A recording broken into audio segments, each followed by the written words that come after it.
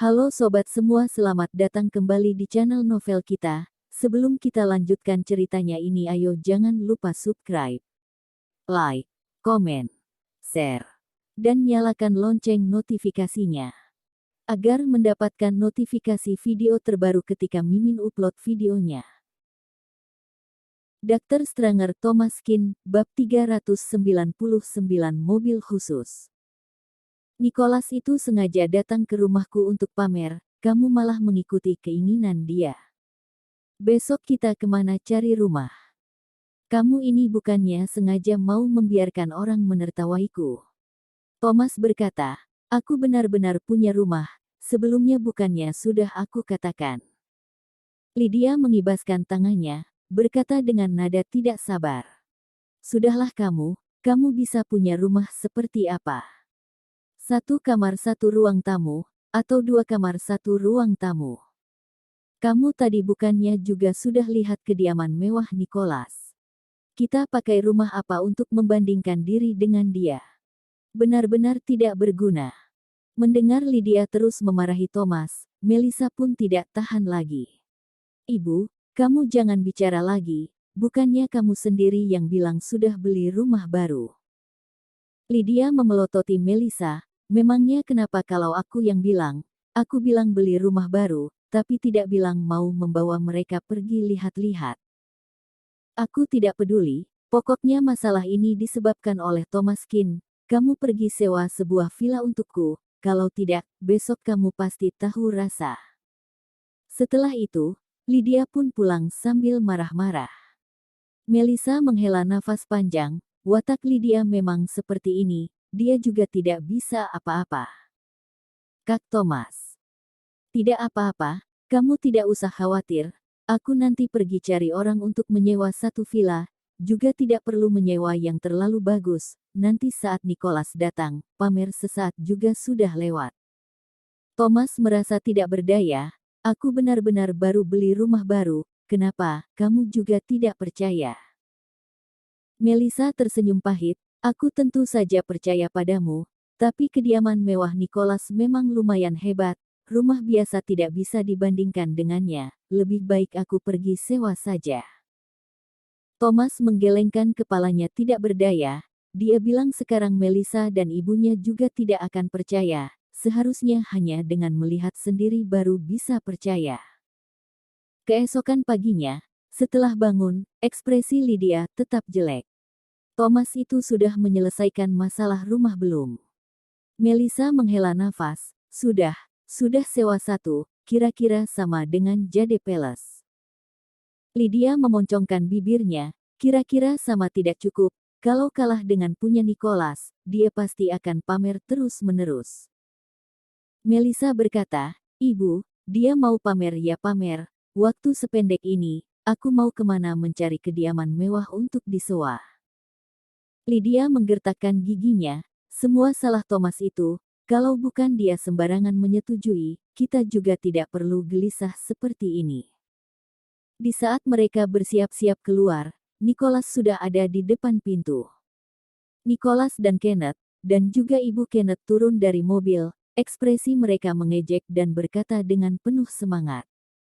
Lydia, kita datang melihat kediaman mewahmu, ayo. Ekspresi Lydia sedikit canggung, dia melihat Melissa sekilas, memberi tanda dengan matanya. Melissa mengangguk, menyuruhnya tenang. Oke, ayo pergi. Mereka pun berjalan keluar dari rumah, di depan rumah ada sebuah minibus, Thomas ada di dalam, dia membuka jendela mobil dan berkata. Naik mobil ini saja. Lydia mengerutkan kening, tidak tahu apa maksud Thomas, bisa-bisanya mempersiapkan minibus. Naik ini untuk apa? Kita juga bukannya tidak punya mobil. Thomas berkata, mobil kalian tidak bisa masuk. Kemudian, Thomas pun menutup jendela mobil. Nicholas tertawa, Lydia, rumah kalian itu rumah apa? Sampai semisterius ini, mobil biasa tidak bisa masuk.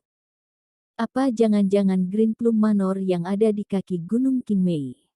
Hahaha. Dr. Stranger Thomas Kin, bab 400 Green Plum Manor. Alasan Nicholas mengejek menggunakan rumah ini adalah karena dia merasa keluarga Zhu tidak mungkin mampu membeli Green Plum Manor. Bahkan di dalam pikirannya, dari semua orang yang dia kenal, tidak ada satupun yang mampu membeli Green Plum Manor. Orang yang sejenis berkumpul bersama. Nicholas meskipun tinggal di kediaman mewah, tapi dibandingkan dengan konglomerat masih berbeda sangat jauh. Sebagian besar teman-temannya tidak sehebat dia, mana mungkin bisa berhubungan dengan orang hebat seperti itu. Melissa juga bingung, tapi melihat Thomas sudah mempersiapkan minibus, mereka semua pun masuk ke minibus. Setelah semua orang naik, Thomas bertanya, "Bagaimana kalau kita ajak Nenek Ouyang?" Sebelumnya dia dengar-dengar Nenek Ouyang sangat suka dengan Green Plum Manor. Harapan hidupnya adalah bisa berkunjung ke sana, kalau ada kesempatan tinggal beberapa hari lebih bagus lagi. Lydia mengerutkan kening, sembarangan bicara apa, nyonya tua mana mungkin pergi ke tempat seperti itu. Cepat berangkat, jangan berbuat sesuka hati. Thomas ini benar-benar sudah gila, hari ini hanya menyewa rumah, bukan benar-benar ke kediaman mewah. Bisa-bisanya masih mau mengajak nyonya tua, bukannya menunggu dimarahi. Thomas juga tidak peduli, tidak ajak ya tidak ajak. Minibus mulai jalan, melaju mengikuti tepi pantai ke arah selatan. Di perjalanan, Melissa merasa ada yang aneh, dia pun pindah ke samping Thomas dan menarik ringan pakaiannya, kemudian bertanya. "Kak Thomas, ada apa ini? Ini bukan jalan ke villa." Melissa menyewa sebuah villa yang ada di tengah kota, sekarang kenapa makin jalan makin jauh, malah mengarah ke pinggiran. Thomas tertawa, "Nanti juga kamu tahu." "Kak Thomas, kamu terlalu sembarangan." Melissa mengerutkan kening, tidak tahu harus mengatakan apa, dia mengerti, Thomas pasti sedang menuju ke rumah yang dia beli. Dia bilang dia sudah membeli rumah. Melissa tentu saja percaya, tapi rumah itu pasti bukan rumah yang berkelas.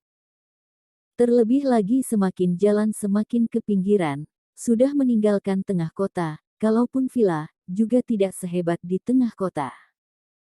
Lagi pula, villa di pinggiran kota juga tidak semurah itu, Kak Thomas juga belum tentu mampu membelinya.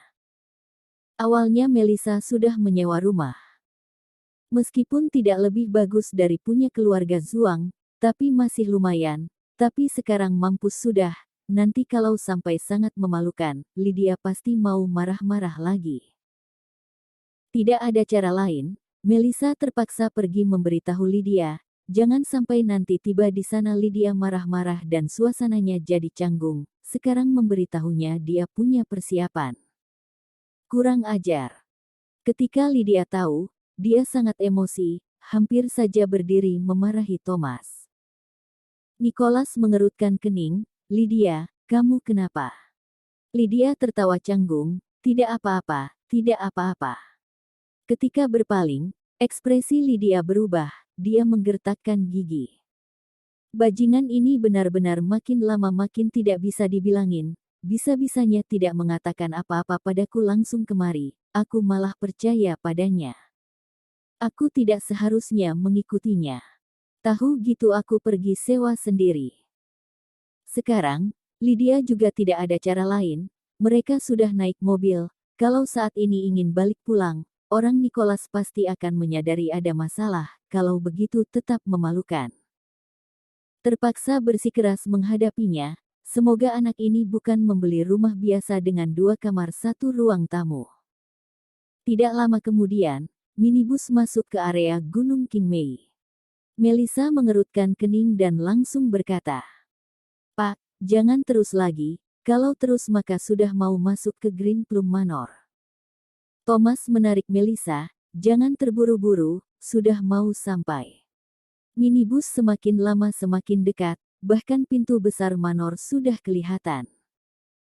Nicholas tertawa dingin, "Lydia, keberanian kalian lumayan besar, bisa-bisanya benar-benar membawa mobil ke Green Plum Manor. Pengawasan di sini sangat ketat, kalau sampai ketahuan, kemungkinan mau membayar denda." Bersambung.